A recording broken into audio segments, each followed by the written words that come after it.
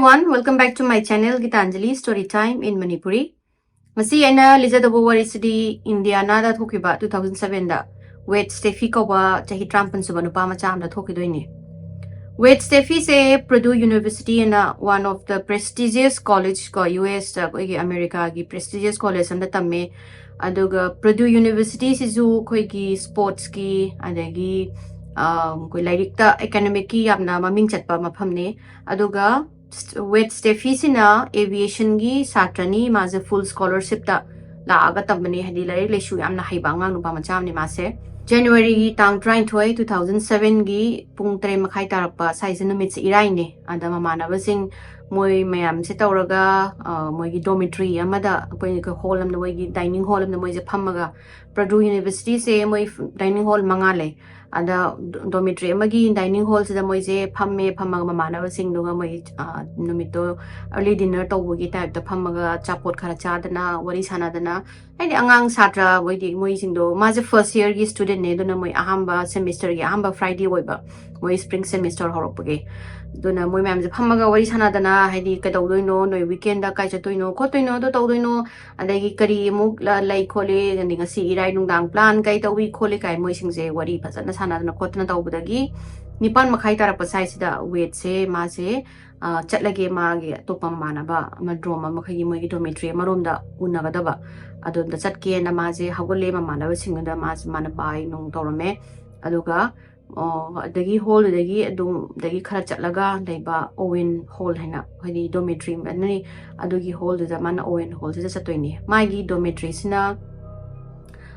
Kerry Quad West kawe ma di do dalai bana taba mai mamana bale boziki Owen hall sida ad mana mamana basing do una bala ela aga mafam da change dormitory sing do loina mak hadi numita hadi mam dribo hadi mam thing dribo ti hang lo loi leiduna dum chakdok kanjin je dum yai ado nungdang le loina lok tor thamme na mana moi dormitory sing se ani mana hujiki Owen hall da changaga mamana basing do moi pulap ko phamaga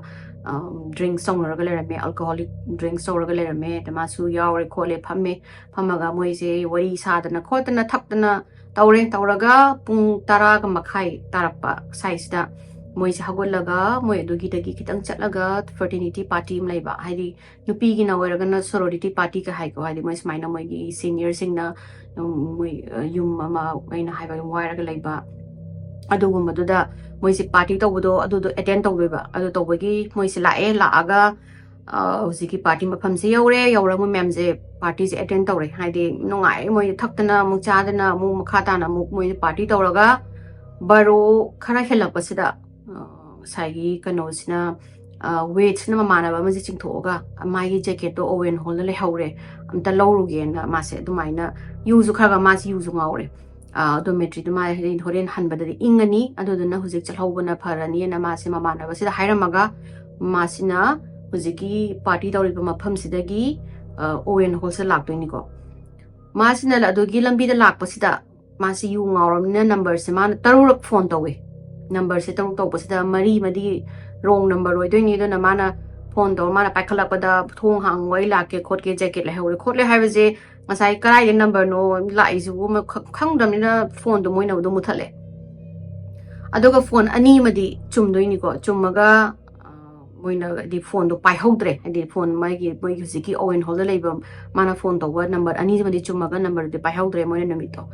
adagi mase adagi la phone kanang pairaktre adoga husiki thong su lo labani na mase kamain tongni thong dum thilurage na mase laaga masna husiki Owen hall se yauraga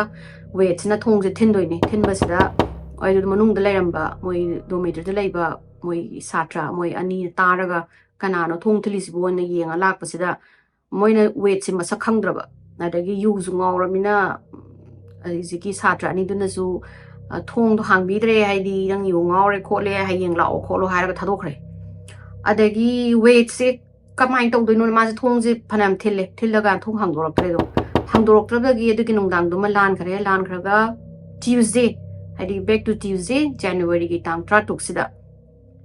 mai manaba maga do me maga room share tawina ba manaba sidi ojiki moi weekend dogi kanu chakhiba haidi moi do like the mana moi gi parents gi mim chakhiba ma se halaga ꯋꯦꯠꯁꯅ ꯂꯩꯔꯝꯕꯒꯤ ꯍꯥꯏꯗꯤ ꯃꯥꯅ ꯇꯨꯝꯃꯝꯕ ꯆꯥꯔꯝꯕꯒꯤ ꯀꯩꯅꯣꯝꯇ ꯂꯩꯔꯝꯗ꯭ꯔꯦ sign ꯑꯝꯇ ꯃꯥꯏ ꯀꯥꯗꯣ ꯂꯩꯔꯝꯗ꯭ꯔꯦ ꯃꯣꯏꯒꯤ ꯃꯥꯅ ꯔꯨꯝꯗꯣ share ꯇꯧꯃꯤꯟꯅꯕꯗꯨꯗ ꯑꯗꯒꯤ ꯃꯥꯅ ꯀꯨꯝꯊꯔꯒ ꯃꯣꯏꯒꯤ ꯐ꯭ꯂꯣꯔꯗ ꯍꯪꯉꯦ ꯍꯥꯏꯅ ꯋꯦꯠ ꯎꯕ꯭ꯔꯥ ꯈꯣꯠꯄ꯭ꯔꯥ ꯃꯥꯗꯣ ꯀꯩꯅꯣ ꯇꯧꯗꯦ ꯈꯣꯠꯇꯦ ꯑꯩꯅ ꯐꯣꯟ ꯇꯧꯕꯗꯁꯨ ꯄꯥꯏꯔꯛꯇ꯭ꯔꯦ ꯂꯩꯕ꯭ꯔꯥ ꯈꯣꯠꯄ꯭ꯔꯥ ꯃꯌꯥꯝꯁꯤꯅ ꯏꯔꯥꯏ ꯅꯨꯃꯤꯠꯇ ꯎꯕꯗꯒꯤ ꯃꯥꯗꯣ ꯎꯗꯦ ꯈꯣꯠꯇꯦꯅ ꯂꯣꯏ ꯈꯨꯝꯃꯛꯑꯦ ꯑꯗꯒꯤ ꯃꯥꯁꯦ ꯀꯔꯤꯅꯣꯅꯦ ꯀꯗꯥꯏ ꯆꯠꯈ꯭ꯔꯕꯅꯣ ꯅꯨꯄꯥꯁꯤꯕꯣꯅ 마ase ꯀꯨꯝꯊꯔꯒ ꯑꯇꯣꯞꯄ ꯐ꯭ꯂꯣꯔꯗ ꯑꯃꯨꯛ ꯍꯪꯉꯦ ꯃꯣꯏꯅꯁꯨ ꯈꯪꯗꯦꯅ ꯍꯥꯏꯔꯦ ꯀꯅꯥꯃꯨꯛꯅ 마ase ꯎꯗꯕꯗꯒꯤ ꯃꯃꯥꯟꯅꯕꯁꯤꯅ ꯃꯗꯨꯗꯤ ꯃꯣꯏ ꯋꯦꯠꯀꯤ ꯄꯦꯔꯦꯟꯁꯇ ꯐꯣꯟ ꯇꯧꯔꯒꯦ ꯑꯗꯨꯒ ꯃꯥ ꯈꯪꯉꯝꯃꯅꯤ ꯃꯣꯏ ꯈꯪꯉꯝꯃꯟꯗꯧ ꯃꯥꯜꯂꯦ ꯃꯣꯏꯗ ꯍꯪꯉꯒꯦꯅ ꯃꯃꯥꯟꯅꯕꯁꯤꯅ ꯋꯦꯠꯀꯤ ꯄꯦꯔꯦꯟꯁꯁꯤꯗ ꯐꯣꯟ ꯇꯧꯗꯣꯏꯅꯦ ꯐꯣꯟ ꯇꯧꯕꯁꯤꯗ ꯋꯦꯠꯀꯤ ꯄꯦꯔꯦꯟꯁꯅꯁꯨ ꯍꯥꯏꯔꯕ ꯃꯈꯣꯏꯗꯤ ꯄꯥꯎ ꯇꯥꯗꯦ ꯈꯣꯠꯇꯦ ꯈꯪꯗꯦꯅꯦ ꯀꯃꯥꯏꯅ ꯇꯧꯔꯤꯅꯣ ꯈꯣꯠꯂꯤꯅꯣꯅ ꯇꯧꯔꯛꯄꯗꯒꯤ ꯋꯦꯠꯀꯤ ꯃꯃꯥꯟꯅꯕꯁꯤꯅ ꯁꯤꯗꯤ ꯃꯣꯏꯒꯤ ꯑꯣꯖꯥꯗ ꯍꯥꯏꯗ ꯌꯥꯔꯔꯣꯏ ꯄꯨꯂꯤꯁꯇ ꯍꯥꯏꯗ ꯌꯥꯔꯔꯣꯏꯅ ꯃꯥꯅ ꯂꯥꯛꯑꯒ ꯃꯣꯏꯒꯤ ꯑꯣꯖꯥꯁꯤꯡꯗ ꯍꯥꯏꯔꯦ ꯑꯗꯨꯒ ꯄꯨꯂꯤꯁ ꯀꯧꯔꯦ ꯑꯗꯒꯤ ꯄꯨꯂꯤꯁ ꯂꯥꯛꯄꯗꯒꯤꯗꯤ ꯃꯦꯁꯤꯞ ꯃꯣꯏꯒꯤ ꯁꯔꯆ ꯍꯧꯗꯣꯏꯅꯤ ꯃꯣꯏꯒꯤ ꯀꯣꯂꯦꯖ ꯃꯅꯨꯡꯁꯤꯗ ꯍꯥꯏꯗꯤ ꯀꯗꯥꯏꯗ ꯃꯥꯁꯦ ꯂꯩꯈ꯭ꯔꯒꯦꯅ ꯑꯗꯩ ꯃꯣꯏꯒꯤ ꯄꯨꯂꯤꯁ ꯆꯥꯝꯃꯃꯨꯛ ꯑꯗꯒꯤ ꯚꯣꯂꯨꯟꯇꯤꯌꯔꯁꯤꯡ ꯑꯗꯒꯤ ꯃꯣꯏꯒꯤ ꯀꯣꯂꯦꯖꯀꯤ ꯑꯩꯈꯣꯏꯒꯤ ꯁꯒꯣꯜ ꯀꯥꯡꯖꯩ ꯍꯥꯏꯇꯥꯔꯦꯅꯦ ꯃꯣꯏꯒꯤ ꯑꯗꯨꯒꯤ ꯇꯤꯝꯒꯤ ꯃꯤꯁꯤꯡ ꯃꯣꯏꯁꯦ ꯂꯥꯛꯑꯒ ꯃꯣꯏꯁꯦ ꯊꯤꯗꯣꯏꯅꯤꯀꯣ ꯊꯤꯕꯁꯦ ꯃꯥꯁꯦ ꯐꯪꯗ꯭ꯔꯦ ꯐꯪꯗꯕꯗꯒꯤ ꯄꯨꯂꯤꯁꯅ ꯉꯁꯥꯏꯒꯤ ꯋꯦꯠꯀꯤ ꯁꯦꯜ ꯐꯣꯟꯒꯤ ꯃꯣꯏꯒꯤ ꯄ꯭ꯔꯣꯚꯥꯏꯗꯔꯁꯤꯗ ꯐꯣꯟ ꯇꯧꯔꯒ 마ꯒꯤ ꯂꯥꯁ ꯂꯣꯀꯦꯁꯟꯗꯣ ꯀꯗꯥꯏꯗ ꯂꯩꯒꯦ ꯃꯥ ꯍꯧꯖꯤꯛ ꯃꯥꯏ ꯐꯣꯟꯗꯣ ꯑꯣꯟ ꯇꯧꯔꯗꯤ ꯑꯝꯇ ꯌꯦꯡꯕꯤꯌꯣꯅ ꯍꯥꯏꯕꯗꯒꯤ ꯃꯣꯏꯒꯤ ꯍꯧꯖꯤꯛꯀꯤ ꯐꯣꯟ ꯄ꯭ꯔꯣꯚꯥꯏꯗꯔꯁꯤꯅ ꯌꯦꯡꯕꯁꯤꯗ ꯋꯦꯠꯀꯤ ꯐꯣꯟꯁꯤꯗꯤ ꯍꯧꯖꯤꯛꯀꯤ ꯌꯨꯅꯤꯚꯔꯁꯤꯇꯤ ꯃꯅꯨꯡꯒꯤ ꯄ꯭ꯔꯗꯨ ꯌꯨꯅꯤꯚꯔꯁꯤꯇꯤꯒꯤ ꯀꯦꯝꯄꯁ ꯃꯅꯨꯡꯗ ꯂꯩ ꯑꯦꯛꯖꯦꯛ ꯂꯣꯀꯦꯁꯟꯗꯤ ꯈꯪꯗ꯭ꯔꯦꯅ ꯍꯥꯏꯔꯛꯑꯕ ꯍꯥꯏꯕꯗꯒꯤ ꯐꯔꯦꯅ ꯃꯣꯏꯁꯦ ꯉꯁꯥꯏꯒꯤ ꯊꯤꯕ ꯃꯌꯥꯝꯗꯣ ꯑꯃꯨꯛ ꯊꯤꯔꯦ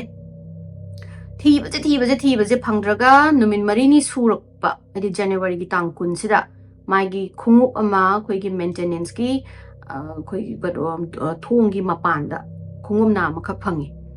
ꯑꯗꯩ ꯃꯣꯏꯅ ꯃꯦꯟꯇꯦꯅꯦꯟꯁꯀꯤ ꯔꯨꯝꯗ ꯊꯣꯡ ꯍꯥꯡꯉ ꯆꯪꯉ ꯌꯦꯡꯉꯦ ꯑꯗꯨꯗꯕꯨꯗꯤ ꯀꯩꯝ ꯃꯥꯁꯦ ꯂꯩꯔꯝꯗ꯭ꯔꯦ ꯎꯗ꯭ꯔꯦ ꯑꯗꯩ ꯃꯣꯏꯁꯦ ꯊꯤꯔꯦ ꯊꯥ ꯑꯃꯃꯨꯛ ꯊꯤꯔꯛꯄꯁꯦ ꯋꯦꯠꯁꯦ ꯊꯤꯕ ꯐꯪꯗ꯭ꯔꯦ ꯃꯥꯁꯦ ꯐꯪꯗꯕꯗꯒꯤ ꯃꯣꯏꯒꯤ ꯑꯣꯐꯤꯁꯤꯌꯦꯜ ꯁꯔꯆꯁꯦ ꯃꯣꯏꯅ ꯍꯥꯏꯗꯤ ꯇꯣꯛꯑꯦ ꯐꯪꯉꯛꯇ꯭ꯔꯕꯅꯤꯅ ꯃꯥꯁꯦ ꯀꯗꯥꯏ ꯆꯠꯈ꯭ꯔꯕꯅꯣ ꯈꯪꯗ꯭ꯔꯦ ꯀꯗꯥꯏꯗ ꯀꯃꯥꯏꯅ ꯇꯧꯔꯤꯅꯣ ꯒ꯭ꯌꯥꯟ ꯇꯥꯗ꯭ꯔꯦ ꯃꯃꯥ ꯃꯄꯥꯗꯁꯨ ꯈꯪꯗ꯭ꯔꯦ ꯃꯥꯒꯤ ꯔꯨꯝꯃꯦꯠ ꯃꯣꯏ ꯀ꯭ꯂꯥꯁꯃꯦꯠꯁꯤꯡꯗꯨꯁꯨ ꯀꯗꯥꯏꯗ ꯀꯔꯤꯝꯐꯥꯎ ꯍꯥꯏꯔꯝꯗꯦ ꯈꯪꯗ꯭ꯔꯦꯒꯤ ꯃꯥꯒꯤ ꯂꯥꯁ ꯃꯥꯅ ꯃꯃꯥꯟꯅꯕ ꯑꯃ ꯀꯧꯊꯣꯛꯄꯗꯨꯅ ꯍꯥꯏꯁꯦ ꯑꯣꯋꯦꯟ ꯍꯣꯜꯗ ꯖꯦꯀꯦꯠ ꯂꯧꯕ ꯆꯠꯀꯅꯤ ꯈꯤꯇꯪ ꯍꯥꯏꯔꯝꯃꯦ ꯑꯇꯣꯞꯄꯗꯤ ꯀꯩꯝ ꯍꯥꯏꯔꯝꯗꯦ ꯁꯤꯅꯤ ꯑꯗꯣ ꯑꯣꯋꯦꯟ ꯍꯣꯜꯗꯨꯁꯨ ꯃꯣꯏꯅ ꯃꯊꯛ ꯃꯉꯥ ꯑꯣꯟꯊꯣꯛꯀꯩ ꯊꯤꯔꯦ ꯐꯪꯗ꯭ꯔꯦ ꯀꯩꯝꯐꯥꯎ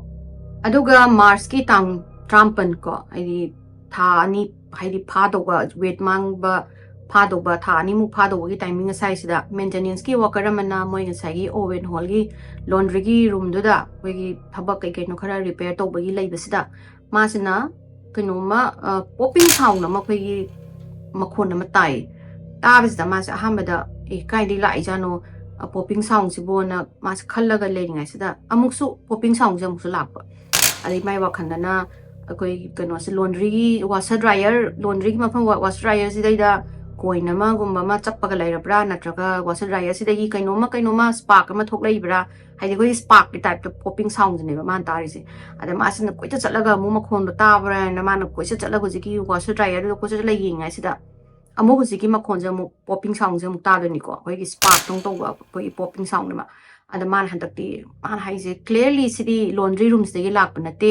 ꯃꯈꯣꯟꯁꯦ ꯀꯗꯥꯏꯗꯒꯤ ꯃꯥꯏ ꯃꯈꯣꯟꯁꯦ ꯂꯣꯟꯗ꯭ꯔꯤ ꯃꯅꯨꯡꯗꯒꯤ ꯋꯥꯁꯔ ꯗ꯭ꯔꯥꯏꯌꯔꯗꯨꯁꯨ ꯅꯠꯇꯦ ꯂꯣꯟꯗ꯭ꯔꯤꯁꯨ ꯅꯠꯇꯦ ꯑꯣꯄꯣꯖꯤꯠ ꯍꯧꯖꯤꯛꯀꯤ ꯂꯣꯟꯗ꯭ꯔꯤ ꯔꯨꯝꯒꯤ ꯑꯣꯄꯣꯖꯤꯠ ꯔꯨꯝ ꯑꯃ ꯂꯩꯀꯣ ꯃꯣꯏꯒꯤ ꯔꯨꯝ ꯃꯣꯏ ꯃꯦꯟꯇꯦꯅꯦꯟꯁ ꯔꯨꯝ ꯑꯃ ꯂꯩ ꯑꯗꯨꯗꯒꯤ ꯃꯈꯣꯟꯁꯦ ꯂꯥꯛꯄ ꯃꯥꯜꯂꯦꯅ ꯃꯥꯁꯦ ꯀ꯭ꯌꯨꯔꯤꯌꯁ ꯑꯣꯏꯔꯒ ꯅꯨꯄꯥꯁꯦ ꯑꯝꯇꯗꯤ ꯀꯥꯏꯗꯅ ꯃꯈꯣꯟꯁꯦ ꯂꯥꯛꯏꯁꯦ ꯌꯦꯡꯒꯦꯅ ꯍꯧꯖꯤꯛꯀꯤ ꯃꯦꯟꯇꯦꯅꯦꯟꯁ ꯋꯥꯀꯔꯁꯤꯅ ꯄꯞ ꯊꯣꯛꯑꯒ ꯃꯥꯅ ꯍꯧꯖꯤꯛꯀꯤ ꯔꯨꯝꯁꯤꯒꯤ ꯁꯨꯝꯗꯅ ꯂꯣꯟꯗ꯭ꯔꯤ ꯔꯨꯝꯅꯤ ꯁꯤꯗꯅ ꯍꯧꯖꯤꯛꯀꯤ ꯃꯣꯏ ꯃꯦꯟꯇꯦꯅꯦꯟꯁ ꯔꯨꯝꯅꯤ ꯁꯤꯒꯤ ꯃꯌꯥꯏꯁꯤꯗ ꯃꯥꯁꯤꯅ ꯂꯦꯞꯄꯒ ꯂꯩꯔꯦ ꯂꯦꯞꯄꯒ ꯃꯥꯁꯤꯅ ꯉꯥꯏꯔ ꯂꯩꯕꯁꯤꯗ ꯑꯃꯨꯛ ꯄꯣꯄꯤꯡ ꯁꯥꯎꯟꯁꯦ ꯑꯃꯨꯛ ꯂꯥꯛꯑꯦ ꯂꯥꯛꯄꯗꯒꯤ ꯃꯥꯁꯤꯅ ꯍꯟꯗꯛꯇꯤ ꯀ꯭ꯂꯤꯌꯔꯂꯤ ꯍꯧꯖꯤꯛꯀꯤ ꯃꯦꯟꯇꯦꯅꯦꯟꯁ ꯔꯨꯝꯗꯒꯤ ꯂꯥꯛꯏꯅꯦꯁꯦ ꯃꯥ ꯐꯖꯅ ꯈꯪꯕꯗꯒꯤ ꯃꯥꯅ ꯃꯦꯟꯇꯦꯅꯦꯟꯁ ꯔꯨꯝꯁꯦ ꯊꯣꯡ ꯍꯥꯡꯉꯒ ꯃꯩ ꯊꯥꯜꯂꯒ ꯌꯦꯡꯕꯁꯤꯗ ꯀꯔꯤꯝꯕꯨ ꯎꯗꯦ ꯀꯔꯤꯝꯕꯨ ꯎꯗꯕꯗꯒꯤ ꯃꯥꯅ ꯃꯅꯝ ꯍꯥꯏꯗꯤ ꯌꯥꯝꯅ ꯀꯔꯤ ꯃꯅꯝ ꯑꯃ ꯅꯝꯃꯛꯄꯗꯣ ꯍꯥꯏꯗꯤ ꯑꯩꯈꯣꯏꯒꯤ ꯀꯔꯤ ꯍꯥꯏꯇꯥꯔꯦ ꯌꯥꯝ ꯐꯅꯤ ꯑꯣꯏꯕ ꯃꯅꯝ ꯑꯃ ꯅꯝꯕꯖꯥꯠꯅꯤ ꯃꯥꯅ ꯅꯝꯕꯗꯨꯗ ꯃꯥꯁꯤꯅ ꯀꯗꯥꯏꯗꯒꯤ ꯂꯥꯛꯏꯖꯥꯠꯅꯣꯅꯦꯅ ꯃꯥꯅ ꯃꯦꯟꯇꯦꯅꯦꯟꯁꯀꯤ ꯍꯦꯟꯅ ꯃꯅꯨꯡ ꯆꯪꯁꯤꯜꯂꯀꯥꯟꯗꯗꯤ ꯃꯥꯅ ꯀꯩꯅꯣꯝꯃ ꯗꯤꯁꯀꯚꯔ ꯇꯧꯗꯣꯏꯅꯦꯕ ꯑꯗꯣ ꯍꯧꯖꯤꯛꯀꯤ ꯃꯦꯟꯇꯦꯅꯦꯟꯁ ꯃꯤꯗꯨꯅ ꯗꯤꯁꯀꯚꯔ ꯇꯧꯕꯅꯦ ꯑꯗꯨꯒ ꯄꯨꯂꯤꯁꯀꯤ ꯐꯔꯗꯔ ꯏꯟꯚꯦꯁꯇꯤꯒꯦꯁꯟꯒꯤ ꯃꯇꯨꯡꯏꯟꯅ ꯀꯔꯝꯃꯥꯏꯅ ꯀꯔꯤ ꯊꯣꯛꯏꯅꯣ ꯍꯥꯏꯁꯦ ꯋꯥꯔꯤꯁꯦ ꯁꯨꯃꯥꯏꯅ ꯇꯧꯗꯣꯏꯅꯤ ꯉꯁꯥꯏ 12:30 ꯑꯗꯥꯏꯗꯨꯗ ꯋꯦꯠꯁꯦ ꯂꯥꯛꯑꯦ ꯃꯥꯅ ꯊꯣꯡꯗꯣ ꯊꯤꯜꯂꯦ ꯊꯣꯡꯗꯣ ꯊꯤꯜꯂꯀꯥꯟꯗ मासी you ngaurami thong thong dok pidabadagi moina thong thong to yadraga hayeng lao hairmaga moise changare hojigi misingdo adai weight sina khalli je mai ki jacket steady laurage na haidi yu do ngaurami na makok nunga laga laurasu yaba poto sida dil mane hojigi kanu steady laurage sini mas jacket steady laurage na masu khallaga hojik thong do hangdok piraktabdagi building dogi ye thangbaromda masina lambi thong mama leibra khopra changham leibra khopra na mase thiraga lakpasida thongam ui mana haida sangham mama ui ado hojiki sangham je clearly yedi mana hojik khoi aina photo hapsida so ugani mi changba yaba ponate sign budi kem thete hadi do not enter adu do na kaim bok thete adoga hojiki sign hojiki railing na kharaga basement gi level ne ba thong ge sari se adoga flat concrete na mal laini lairaga hojiki thong ji ju matam moi gi matam pumbada adum khoi ge lolaga leiba hangaga su thong khoi gi so pai ba mina hangda de yade but numito it was supposed to be locked but adugi numito madi lock to the boy bazani wait na ngasai gi magi changning bagi sai gi owen holes da bu yaurajige sida bodi changage hana magi adugi anam tan ba magi yu ngaobagi state da majna hujiki railing do chong tharaga mana sei nok no thong dogi nok to hang sida thong do hang lairame hang ma lagi masi ngatang harauraga thong ji mana hang tok sida pongmam me pitch dark manungje mammaga koigi machine gumba leibagi makhon ama tai maje tabada mana khalijina mana changraga thong ji bathanda lok tawradi maje manungda pungmam mani duna kana drain amagi khungup ama lokthoga hojiki thong siga kadu marak sida khungu thamam doini ko mai wall jing marak sida doidi light kitang su changak na ba aduga thong do lonsan gi dana ba na masina hojiki khungu thamamaga changak toini aduga mana hojik leiba sigi mana strange moi mai makhon khoi gi machine gi makhon kai tari sing do ma aduga do kai mok chang de man khali je sigi room je lalaga thong ama lerangani thong jida changaga hojiki owen holes da di changage na masna changak pasida hoigi kare tare metal gumba pot amna mase bam taw rom khai bam taw bajani bam taw da mana nalaga yeng bajani yeng basida hojiki metal se ana chawraga hoigi tare am chawgum hoigi kanu machine gum male doga dagi makhon em thoklei do ngasai mana makhon humming gumba dagi machine gi makhon thoklei do ado maje pungam mamini ko kari nu khangpote madi nala ga sum madi haina mara ga sum changa pajani changa aga sigi room jina kari tare no kai ma khangpote but yungaobagi magi state da mana khali je bam ju mamna siradi changa gena ada mana sum machine lei ba pot sum nala ga maje dugi left side te changak pajani changak pasida sum mana sai gi hangam du piksang raga wall ama thengnare wall jiga machine jigi marak sida jaga macha khubam lei ko sigi khubajida masi yauraga mana khali na mana hitang nala yeng basida mana khali se hujiki wall siga machine jigi marak sida haidi khuraga zu haina chepaga changba yagani eduna chepaga ai changaga ziki room je lan tho oge sini mana khali je ad maje chepa change ahana makhutna tawraga maje chapinga mana chepa hojiki sum changjalak pasida mana changak pasida yam khuri ni ko mafam se maje pulap chaptinga ga saina machine do mamai swaina leiraga wall jina sumna kan lei ni ko mana saina sum nala ga chepa changak pasida maje tu gen to gajani hadi tom dong man le hai mun hada trip ma se tawba sida hujiki machine sigi marak sida 2 cm mungtang ahuba male ada masu tu ge tawe na reflexively kapong pairo basida my ring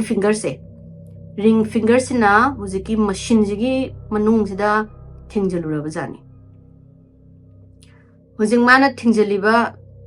machine je kari machine oirami haibada transformer neba hujiki room jina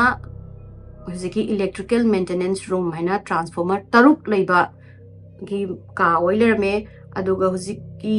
transformer sidaida mana thingjaliba ahu base si hairi tramoina hujiki mafam jingdo mai jingdana ne khotna bne na metal hoigi metal kari krak ma khum dana loi thammi ko namba thamaga ju there are some part haidi noina kaimuk tawbangam badaba part khala haidi khumba yadaba anatraga upai leitaba mafam haitare ne aduda mana hujiki ahuba makhutchina ring fingers na thingjaluriba manung sida exposed wire laiba exposed wire de koi khoi ka do daba koi khumjandaba mai phamai hai tare ne aduda transformer hai se mai high voltage se moina low voltage se convert tawraga koi oven hole do gi satra jingi moi gi dormitory leriba classroom kai gi tingda ada transfer de do na maming je transformer haine do maina transform tawraga mai je low voltage se tawba mafam ni ada mana thingjalriba exposed wire se 2000 volt tagina 4000 volt ki electric kano phadi kano taweba thokpa mafam ne mana mako thingjaluise adu duna mana makutuna thingjaluba du da magi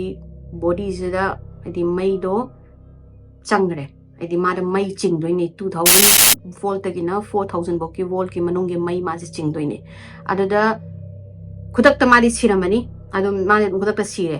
mayamna haina bada koi mai ching koi electric chair da phamaga hat pai tare ne mai chingaga sibagi dandi pibada mai hapaje 2000 volt neba 2000 volt na mai do aduduna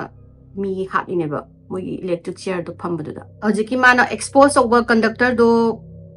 ek theng bada dum aina hayo 2000 ne 4000 gi volt to adogi mai duna singamni ma je siraga tu hamde lai tramina adu makut na manunga thingjala ma de do mai sum lepaga dum lai rabjani for 2 months tha ani chang hari mai gi body du da 2000 and 4000 gi volt ki mai jina adu ma je second khuding gi mai chingaga mai body du laire laibadagi mai body du na pumthara abanina mai mahi masada mai body fluid hatare ko mai gi gi body gi mahi do tholakpaduna masai electric ki mai gi way mai sai electric ki current to aduduna musiki mahi du da changraga aduna mahi ma haina kelakpadu mahi du ga kelakpadu ga electric ka samnaraga kelakpadu gi makhone ba mana sai popping sound spark thokpadongna pop pop lawba ma makhon dai do skanu sina maintenance worker dana adu mai de thani da du mai chinga leire adu ga hojiki popping sound dagi khangakpadagi weight se sida leire je khange ad ahamba police na maintenance ki room da changaga yengbada ma je thiba phangri je hujiki room je every time lock tawra thami ko ki khoi ki so pai ba mi hatana changba yai so pai da di changba ya di hujiki mafam je ado numit to khangde kamaina no weight na hangto ga changure changaga pungam suma me mai ju tam la khoi degi mapan degi changaga di mai yung thambam gam talai pote ko hujiki main entry moi gi main entrance hai tar ne ko main door sidagi moina changi jidi nga sai gi laundry gi opposite ta laiba thong sai maintenance room duna so khanga changma thong do adu du ne ba moi gi main entry hai tare ada main entry nga sai police duna changaga mai thala yeng badu da mama du makhon ada di spark ki ma dei popping sound ki makhon am ta da bani na moina mai thala ga hai phe denga sidai kana mu changa moina moi sidu wakhan do khallaga thokla e adu da nan moina weight ta thiba phangdri do weight ki mama bazna adagi haidi thong hanga lai to ba mafam na ta ba poto solo lam da bagi Purdue University se moina su tawrani habidi angang nupa macha ngone first year ka bangang do adugi mafam da changudana mazu sire mazu chang ba ya de haba mafam do khangre mazu my brain do di yu do ngawrabani na mai wakhanda mai gi hujiki owen holes da ku changa ka mai gi jacket se loban mai gi do da lep khrabane adune adagi mama pa do na su tawre su tawbada moina hoi moina lale na haijare kai gi no da thong do hangaga lerambani na whoever did it moi kanana no di khangre ado hang bagi moina yajare yaraga moina kano sigi family da Wade ki family da crore ahumuki kano pidoine pisa piraga Wade ki maming da scholarship amasu every year Purdue University na pigani na adumaina moi si yanaraga loishangi ado mana da youth haidi mamana bu su yunga we khangamadi ma owen hole lemina ba ngachap mina ma su phagada bane du bu laibakta sumaina tho o hana tamdana we to su lekitre adi mayam gori je solution jarage mathangi wari dong thengnarasi aigi wari format mayam na pambiragadi like to view share to view subscribe to view mathangi wari dong thengnarasi ko bye